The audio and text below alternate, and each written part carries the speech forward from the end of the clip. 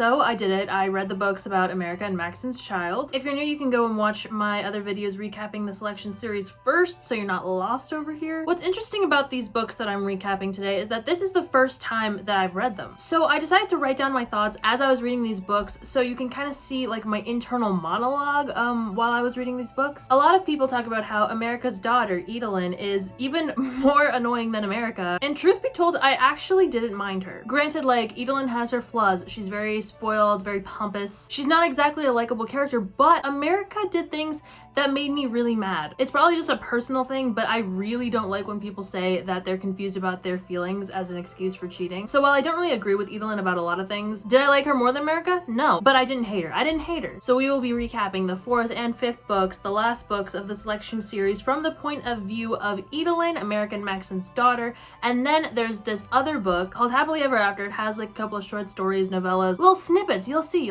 So as a reminder, America is no longer narrating the story. Oh no, it's her firstborn daughter, Edelyn. And America proved that she is in fact a fertile queen. Edelyn not only has a twin brother, but 2 younger brothers as well. Yet even in a family full of brothers, full of boys, Edelyn is the one next in line for the throne because America and Maxon, they're progressive. We know this. They're really shaking things up. I was actually reading some of y'all's comments about, you know, these next 2 books, The Heir and the Crown, and you were like, oh, Edelyn's really annoying, but the plot twist at the end? So now I was all excited to guess what the plot twist was. My initial thought right when I heard that there would be a plot twist was that Edelyn would somehow manage to end up with Aspen's son. Or daughter, maybe. Happy Pride Month, y'all. But like logistically, I didn't really know how that would work because I would assume that America and Aspen would keep in touch, so that wouldn't really be a plot twist. People would know that this kid is the child of Aspen. And then I was like, okay, thinking more broadly, maybe she'll just end up with someone who's the kid of someone that was in like the original selection trilogy. Like maybe the child of Chris or something, I don't know. So if you haven't read these books and you don't really know like what's going on, you may be like, Amanda, if Maxon and America are so progressive, why are they making their daughter undergo the selection? I mean, it's kind of like an archaic tradition. Well, here's the thing. Now that Maxon and America have created this casteless society, the people are in turmoil. There's lots of discrimination. There's kind of dissatisfaction all around. So Maxon and America are the ones that suggest to Edelyn about having this selection as a way to distract the public. It's like a publicity stunt, if you will. Which, here's the thing. The Maxon I know and love and the America that I know, they wouldn't do this to their daughter. Like, even if the country is in shambles, like, are they really going to choose the country over their daughter? I don't think so, but they did. You can't just frame it as a silly little publicity stunt. I mean, this silly little publicity stunt will end in your daughter getting married. This guy is going to become a part of the royal family forever. And not only that, Edelyn has repeatedly stated over and over again that she doesn't even want to get married, let alone like have a selection. But the only reason why Edelyn begrudgingly agrees to this whole situation is because Maxon promises her that she doesn't have to marry anyone at the end of it, even though he really, really wants her to. She just has to keep the public distracted for like 3 months. And so I know I've been kind of defending Edelyn from the beginning of this video, but she does act like a spoiled brat, which is why I'm assuming a lot of you who don't like her. She constantly thinks that she's better and more important than everyone because she's going to be queen someday. And that, I mean, like, obviously it's not ideal, but it didn't bother me as much because I feel like it would take a really special person to stay humble when you're raised in a castle, you know, like primed to be royalty from the moment you busted out of the womb. I don't know, maybe I'm giving her too much slack, but here's the thing. She doesn't even really want to be queen. I mean, she's been pressured to get into this position because she's been the firstborn. Like, this has always been a thing that she has been set to do. She's kind of imprisoned into this role. So, you know, I feel bad for her. Also, the reason why her twin brother Arin can have a selection instead is because he is hopelessly in love with Princess Camille of France. And before the selection even like becomes a thing, even starts happening, they introduce a character named Kyle Woodwork, son of Marlee and Carter Woodwork. He enters the mix and I am immediately sensing an enemies to lovers. Kyle also has a younger sister named Josie who kind of has like an enemies thing going on with Edelyn, and I thought that maybe there might be something there until I realized that Josie is too young. It's kind of like a sisterly relationship. Josie really looks up to Edelyn and kind of romanticizes the idea of becoming queen, and then Edelyn doesn't like that because obviously she's fucking miserable in her position. So back to Kyle. He doesn't like Edelyn because, you know, she acts so pompous and spoiled, and she doesn't like Kyle because he's kind of like musty and annoying, but they've been friends since childhood. childhood, but now they're also enemies, which is like an excellent breeding ground for some enemies to lovers here. So I'm thinking that Kyle is definitely in the running, whether he enters the selection or not. So Marlee, obviously she lives in the castle because Kyle's in the castle, and Aspen and Lucy also live in the castle. But Lucy is having some fertility problems. Her and Aspen are childless, so my initial thought seems to be wrong. So now that Edelyn has agreed to have the selection, she's like, okay, I'm just going to be as scary and vicious as possible so that all of the guys will leave of their own free will and I get to be single by default. Then I thought that Nina, Edelyn's maid, you know, there might be something there between them. It turns out that Nina does in fact have a boyfriend, and I'm not sure what the age gap is between them, but let me read you a passage and you'll see why I thought otherwise. I think we should put my hair up, Nina. I want to look mature today. Excellent choice, my lady. She scrubbed at my nails. Any thoughts on a dress? I'm thinking evening gown. Black would do nicely. She chuckled. Looking to scare them? I couldn't hold back my sly smile. Only a little. We giggled together and I was glad to have her with me. I was going to need her soothing words and calming touches over the next few weeks. Anyway, Edelyn reads out the names of the selected men on live TV. We've got McKendrick Shepard, Winslow Fields, Hale Gardner, Edwin Bishop, and Kyle Woodwork. She very briefly meets each of the guys. One needs a translator, one's really sweaty, one's a smooth talker. I'm thinking maybe she falls for the translator. He's close enough to be sort of within the competition, but far enough removed that it would be a plot twist if she did fall for him. Then someone has the bright idea to have a parade showcasing Edelyn and the selected men. She gets on this float and the two men side by side with her are Hale, the fashionista, and Henry, who's the one who needs the translator, and the translator's name is Eric. Henry is very much golden retriever vibes. You know, they have a hard time communicating because of the language barrier, but he is just a ray of sunshine. Such fun vibes all around. I love Henry. I love him. However, right before the parade finishes, people start throwing rotten food at her because the people don't like Edelyn. They see her as like a cold person. The people are big fans of Maxon in America, but you know, they're dissatisfied with the way that everything is turning out with the caste system. And all of this dissatisfaction seems to be like concentrated right on Edelyn, which is not doing wonders for her. It's actually causing her a lot of stress. So, you know, Edelyn, in her mind, to solve all of this dissatisfaction, she decides to eliminate 11 out of the 35 men on national television very cold-heartedly, and it was so brutal, in fact, that it made one of the guys cry. And after that whole debacle, some even speculated that she prefers women, and that's what I've been fucking saying. But then, here's where we start seeing some action. So Edelyn realizes she messed up, right? So she goes to the one and only Kyle Woodwork to strike a deal with him. She says, okay, me and you, we're gonna kiss in front of the paparazzi that's gonna be there, okay? And in exchange, I'll get you out of the country. Kyle is an architect. He loves to make things. He wants to go abroad, do some philanthropy. And the reason why he hasn't done that yet is because Marlee is very protective. She wants him here at the castle, and she doesn't want to leave the castle because she feels in debt to American Maxon for all that they've done for her. And the goal of this whole staged kiss thing is to get the public talking, start seeing her in a different light, less Black Widow-y vibes. But anyway, he agrees, and here's how it went. Kyle leaned down, lips meeting mine, holding them there. Then his lips parted and closed and parted again. I drew a breath in the moment between kisses, sensing that he would come back again. He did, and thank goodness, because I hadn't been kissed like this before and I needed more. The few times I'd kissed boys were rushed, sloppy moments, hiding in a coat room or behind the statue. But this, with so much air around us and no one coming to check on me, it was different. I leaned into Kyle, still holding him, and he brought up his free hand and cupped my cheek. He held my lips to his for what felt like forever before pulling back, and even when he did pull away, his nose stayed right against mine, so close that when he whispered, I could smell what was left of the wine on his breath. Do you think that was enough? I don't know. Just to be sure. He pressed his mouth to mine again, and I was so surprised to get another kiss like that, it felt like my bones were turning into mush. I wrapped my fingers up into his hair, shocked at myself for having the urge to hold him in that pose all night. He pulled back again, looking into my eyes, and there was something different. Was he feeling that funny warmth creep into his arms and chest and head too? Thank you, I murmured. Anytime. I mean, he shook his head, laughing at himself. You know what I mean.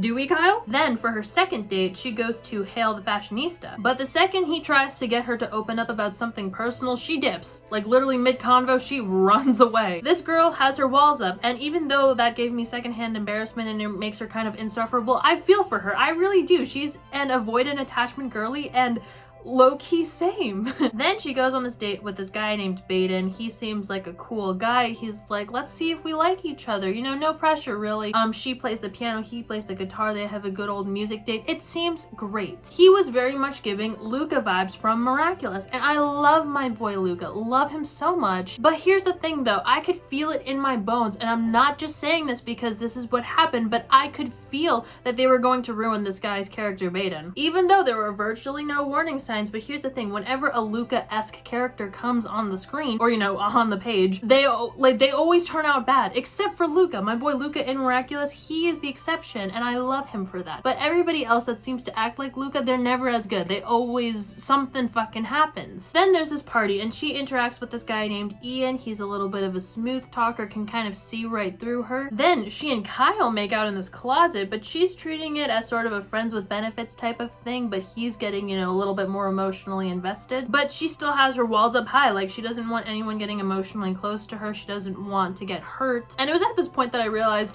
I have no clue what's gonna happen. Unlike with America, where we knew low-key, like the whole entire time from the get-go, that she was going to end up with Maxon, like why else would it be from her point of view, you know what I mean? But now we're from the point of view of the Bachelorette. Anyone could go home. Like, it's not like the narrator could go home. So who's it gonna be? Who's gonna be the lucky guy or girl? Or, I mean, you know, so that's what I'm saying. But here's the thing, I really don't feel like she's gonna end up with a girl, as much as I might wish for that to happen. I'm sensing zero gayness in this book, and it's making me sad. And during Pride Month of all months.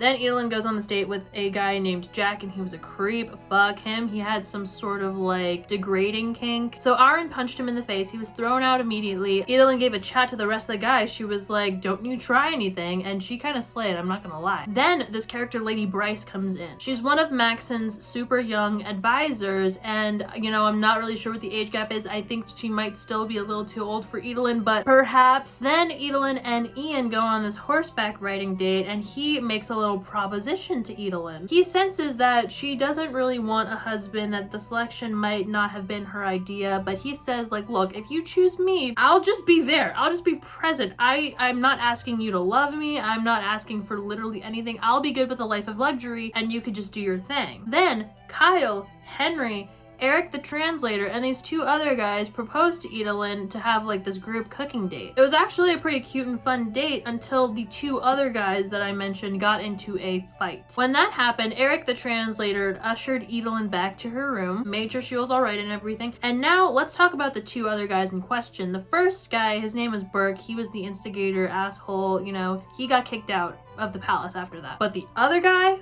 Fox, I low-key love him. If I was Edelyn, I would have chosen him so fast. He was such a sweetie. She ended up keeping Fox because, you know, it was not his fault. She knew that. But then, you know, after she's making connections with all these guys, I'm starting to think maybe she's not even gonna become queen. Like, she doesn't want this life. It seems that she's better suited for other things. Like, who knows at this point? Then when she went down to the kitchen for a midnight snack, Henry was making this dessert. He is a professional chef or something. And here's the thing, no translator was present, but they ended up sharing a kiss. It was really cute, no words required. Then, just as I fucking feared, Baden started acting so bitchy, and he left the castle. He said some really nasty things to her, so Edelyn, you know, was crying in shambles, went back to her room. Eric was waiting for her, so he saw the whole thing. Eric was there because after like the kiss with Henry, Henry was worried that he might like have gotten the wrong idea. It might have been like a bad kiss. Like he was just all, you know, in shambles, and Edelyn was like, no, the kiss was good, no worries there. Then it gets depressing because Eric tells Edelyn that no matter how hard Henry is trying to like learn English, it's going to be years before they could fully understand each other. Then Eric asks like if she has feelings for Henry, and she's like, bro, I legitimately have no clue about anything. So he offers to be friends with her through all of this, and she says yes. Okay, I'm calling it. Eric is the guy. This is a parallel from the selection. He will be the one. I'm calling it. Unless they're doing that little parallel to throw me off the trail. I guess we'll see. So another thing that was worrying me, Edelyn keeps repeating over and over about how tired Maxon looks, and I'm like, please, for the love of God, don't let him die. I can't go through that. Then there's this party. She interacts with Ian, Henry, Kyle, Eric. She plays some baseball. Things are looking up. She realizes she has a special place in her heart for pretty much all of the remaining selected guys, and she's just about to open herself up, you know, do some good things, when her twin brother Aaron elopes with Princess Camille of France. He leaves the castle without a word, goes to France, you know, nobody hears from him. And you know what this does? This causes America to have a heart attack. And that's literally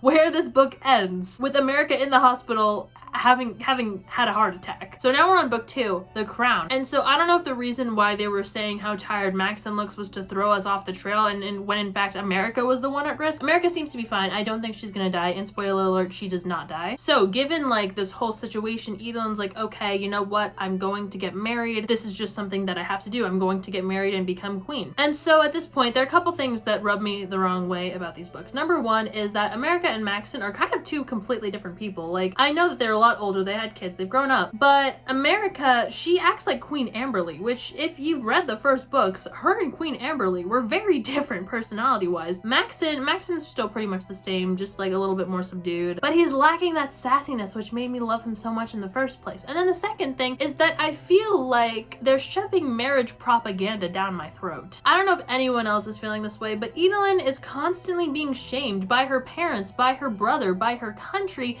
because she doesn't want to get married. They treat it like such a bad thing, like such an unfathomable idea. They're like, if you don't get married, if you don't go through this whole thing, you're gonna miss out on the, you know, the best part of life. Anyway, given her mother's condition, Edelin does a mass elimination and only keeps Kyle, Hale, Fox, Ian, Henry, Eric by extension, and Gunnar. Gunnar was cool, and he leaves pretty soon after because there was zero chemistry, but she kept him in the mix because he wrote her this like silly little poem that she liked. Anyway, Maxon is a complete mess because of what happened to America, and so Edelin assumes the role of regent. This is supposed to be a temporary thing until her father is fit to rule again. She makes Nina her lady-in-waiting, and then a new suitor approaches, Madrid Ilia. He is the son of August and Georgia from the previous books. He is a very powerful political figure in, you know, this society, and he's trying to get closer to Edelin now that she's regent, now that she has more power. So now here's the status update with everybody. So Madrid seems to be coming on to her, but she, you know, doesn't really like him like that at all. He's not a part of the selection, so she's not even considering him at all. She and Kyle both like each other. They're in a very good place. She's not making a lot of progress with Henry because of the language barrier, but she is getting closer to Eric. And here's the kicker. Hale is in love with Ian and vice fucking versa. I stand corrected. We do have a gay couple in this book after all. It's about damn time, and I'm embarrassed to admit that I did not see that coming at all. Like, legitimately, I I really should have known, but I'm happy nonetheless. So now let's discuss their options here. Henry, Kyle, and Fox. It's not gonna be Fox, even though I love him because he's not been that important of a role in the story. Like, there's just not much between them. It's not gonna be Kyle, even though I'd say I probably ship her and Kyle the most. They've had the most interactions. You've seen like the most things between the two characters, but it's not gonna be Kyle because he wants to go abroad and do his architecture thing. She's not going to force him to stay in the castle when all he's wanted is to leave the castle. Even if they do have love for each other, she's not gonna keep him there. Then we have Henry, the language barrier. I don't think that she is willing to work through that. And so that leaves Eric. It seems like my boy will be stepping up to play eventually. So Edelin ends up discussing that Maxon and America retire early and that she become queen because of everything that's happened. Maxon, you know, he's been tired. America just had a heart attack. They're pretty young. I want to say they're probably in their mid-30s, but look at, they're in shambles physically. The people are actually supportive of this, and Aaron and Camille end up coming back to the castle. Finally, he apologizes for giving his mother a heart attack. Eric gives Edelin this family heirloom that he was supposed to give to his future wife, and turns out Madrid was a sneaky bitch. He's been trying to get to the crown all along through Edelin. He is pressuring her to make a move because he's starting rumors that Madrid and Edelin are becoming a thing, and so to combat that, the only way for Edelin to stop this is to get married immediately. And guess what? In her time of distress, guess who she turns to? My boy Eric. As I hoped, the women's room was empty. Leaving the lights off, I pulled us closer to the window, so at least I'd have the moon to help me see. At the risk of making an even bigger fool out of myself than I already have, can you please answer something for me? And you absolutely must be honest here. I give you permission to hurt my feelings. I have to know. After a long moment, he nodded, though his expression told me he was terrified of what might come. Is there a chance that you feel for me the way I feel for you? If you felt even a fraction of this riot that's been happening in my heart, I need to know. Eric let out a breath, seeming stunned and sad at once. Your Majesty, I know, I said, ripping the crown off my head and flinging it across the room. Not Majesty, Edelin. I'm just Edelin. He smiled. You are always just Edelin, and you are always the queen. You are everything to everyone, and infinitely more to me. I placed a hand on his chest and could feel his heart pounding in time with mine. He suddenly seemed aware of how desperate I was and wordlessly cupped my cheek in his palm and leaned down to kiss me. So, there's that happening, but she decides to make the executive decision to choose Kyle because that's like the smart choice in her opinion. Who cares about love? Fuck love, we're choosing Kyle, okay? Fox ends up leaving without a word because he could tell he wasn't going to be chosen. Apparently he was romanticizing the idea of Edelin rather than Edelin herself. But you know what? I don't think we're giving my boy Fox enough of a chance. He barely got to interact with you, girl. I would choose him. I would. And so she goes to Kyle, and even though she just said that she wanted to marry Kyle, and Kyle said that he'd marry her without a second thought, she's like, no, but your architecture. What about the architecture? So now, by default, she's left with Henry, and now she has to tell Eric that she is going to marry Henry, and here's how that went. I'm forced to announce my engagement tomorrow. Oh. The tiny word held a world of shock. And due to Kyle having other pursuits that I couldn't ignore, I will be proposing to Henry today. At that, he couldn't muster a word at all. I reached for his hand and he gave it to me. He didn't even look angry, which would have been fair since I'd backed out of nearly every promise I'd made. He was quite simply only sad, a feeling I identified with all too well. I'm sure you understand that I will have to leave after tomorrow, he said quietly. I'll have Nina find another translator. You shouldn't be forced to replace yourself. My breathing hitched and the tears came. I'm planning on going within the hour to see him. Do you think? Could you please not be in the room? He nodded. If you had asked me to stay, it might be the first time I tried to refuse you. We stood there quietly holding hands. Maybe if we were still, nothing could change. I prepared myself, he said. I understood what was coming, and still. The pain of standing there watching Aiko's lips tremble was acute. I fell into him. Aiko, I need you to hear it just once. I need you to know it without a doubt. I love you, and if I was free, if I was my own person, I'd escape with you now. But Madrid would use my absence as a reason to take the throne, and my people. I shook my head. I can't. He took my face in his hands, making me look into his eyes. Though they brimmed with tears, they were as beautifully clear as ever. What a privilege it is to come in second place to your people. What a queen you've become, that you can't bear to part yourself from them. By the way, his name's actually Aiko. I just forgot to mention that. So she proposes to Henry, and right before she's about to publicly announce it to the world, Henry could smell bullshit. He noticed that Aiko and Edelin are meant to be, are in love with each other, and so she ends up proposing to him instead, happily ever fucking after. Also, turns out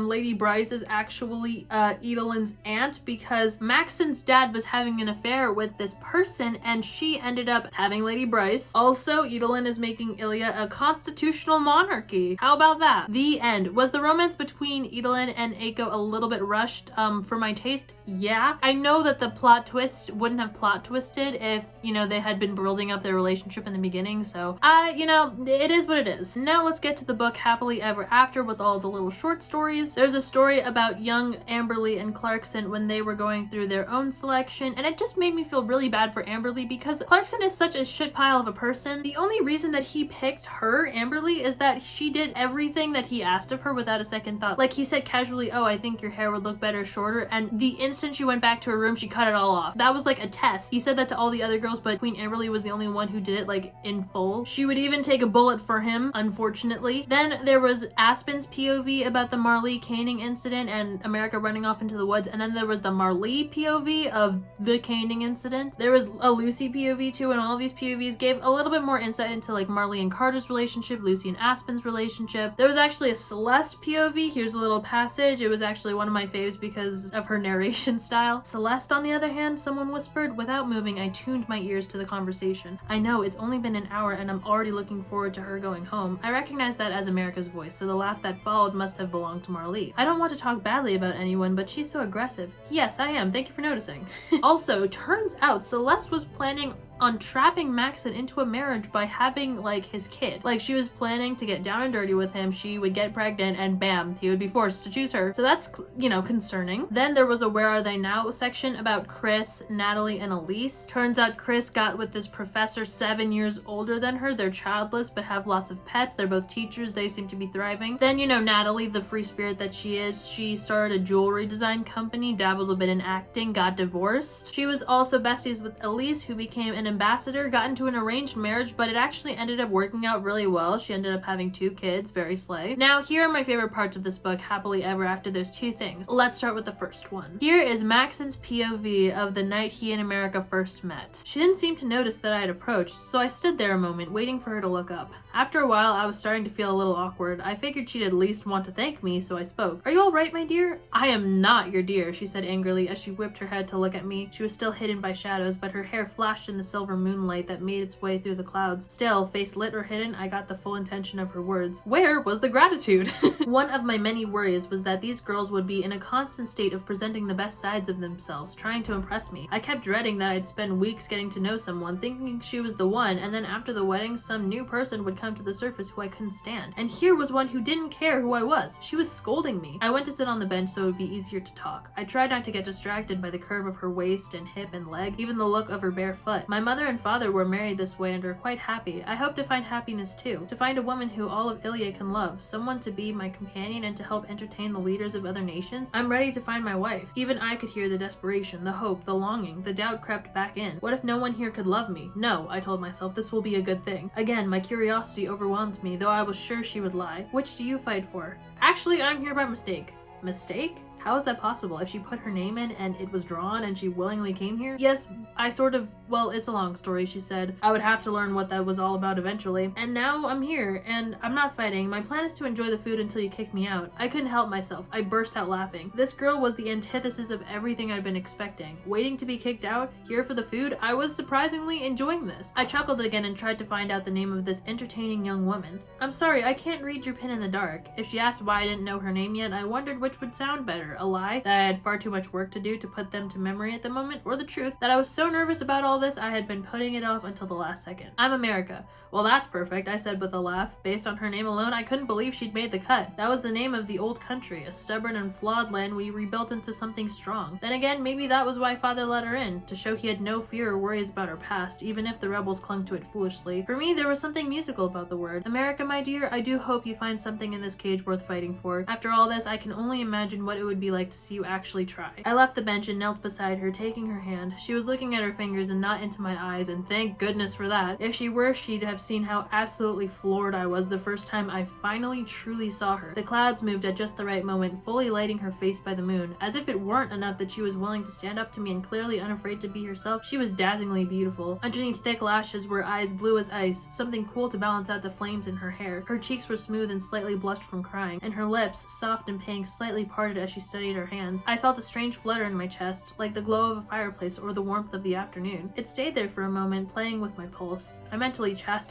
myself. How typical to become so infatuated with the first girl I was ever allowed to actually have any sort of feelings for. It was foolish, too quick to be real, and I pushed the warmth away. All the same, I didn't want to dismiss her. Time might prove that she was someone worth having in the running. America was clearly someone I'd need to win over, and that might take time. But I would start right now. After I left, she stayed maybe 10 minutes or so, seeming calmer by the minute. I watched as she wiped her face, brushed off her nightgown, and headed inside. I debated hopping into the hallway on the second floor so we could accidentally on purpose meet again, but I thought better of it. She was upset tonight, probably not herself. If I was going to have a chance at all, I'd have to wait until tomorrow. Oh, Maxon, you silly goose. Then, let's skip forward in time. This was like pretty soon after Maxon and America got married. "Listen, I know we have a full night ahead of us, but I wanted to give you your birthday present." "Oh, darling, you didn't need to get me anything. Every day with you is a gift." He leaned in and kissed me. "Well, I hadn't planned on getting you a gift, but then something presented itself, so here we are." "All right then," he said, placing his glass on the ground. "I'm ready. Where is it?" "That's the only problem," I started. I felt my hands begin to shake. "It won't actually arrive for another 7 or 8 months." He smiled but squinted. 8 months? What in the world could take? As his words drifted away, so did his eyes, leaving my face and making their way to my stomach. He seemed to expect me to look different, for me to be as big as a house already, but I'd done my best to hide everything. The tiredness, the nausea, the sudden distaste for foods. He stared on, and I waited for him to smile or laugh or jump up and down, but he sat there, frozen to the point that it started to frighten me. "Maxon?" I reached out and touched his leg. stomach. Maxon, are you alright? He nodded, still watching my stomach, his eyes filled with tears. Isn't that remarkable? I suddenly love you 100 times more, he said quietly and in awe. And I didn't think it was possible to find love for a person I don't know at all. He finally looked up at me. Are we really going to have a baby? Yes, I breathed, welling up too. His eyes lit up. Is it a boy or a girl? It's too soon to tell, I said through happy tears. Surprise, it's both. When I looked at him again, I saw that his expression had turned dark. What if I'm like him, America? What if I'm a terrible father? Maxon Shreve, that isn't possible. If anything, you will be too generous. We're going to have to hire the strictest nanny in the world just to even it out. He smirked. No strict nannies, happy nannies only. If you say so, your royal husbandess. And that, folks, is the entire selection series. What a trip. I hope you enjoyed coming on this journey with me. P.S. Thank you so much to MD Hair for sponsoring this video. Check them out in the link in the description below and use my code Amanda70 to get 70% off your first month. I will see y'all next time. Bye!